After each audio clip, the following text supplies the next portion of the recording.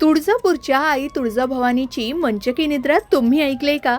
पण ही निद्रा नेमकी का घेतली जाते माहिती आहे का? चला जाणून घेऊया यामागचं रहस्य.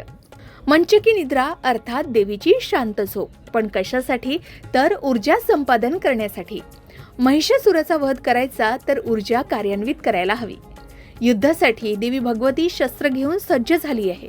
पण पूर्ण शक्तीनिशी लढा द्यायचा तर अंगी बळ असावं लागतं. यासाठी पुरेशी विश्रांती देखील मिळायलाच हवी. अर्थात हा झाला मानवी विचार, भक्तांचा भोळा भाव. ज्या गोष्टी आपल्यासाठी महत्त्वाच्या त्या देवालाही मिळायला हव्याच. याच दृष्टिकोनातून सुरू झालेली प्रथा म्हणजे मंचकी निद्रा. अन्यथा देवी हेच शक्ती स्वरूप आहे. निद्रा, चैतन्य, छाया, शांती ही तिचीच रूपं आहेत. असे असतानाही तिला वेगळ्या विश्रांतीची गरज नाही. पण भक्तांनी देवीलाही विश्रांती मिळावी, जगाचा भार सांभाळून तिलाही थकवा येत असावा, या विचारानं ही प्रथा सुरू केली असावी.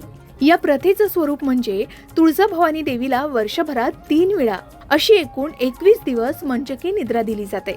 म्हणजेच आई भवानी फक्त दगडातील मूर्ती नाही, तर ती जिवंत शक्ती आहे. म्हणूनच तिला निद्रा दिली जाते. तुम्हाला ही माहिती होती का? कमेंटमध्ये नक्की सांगा.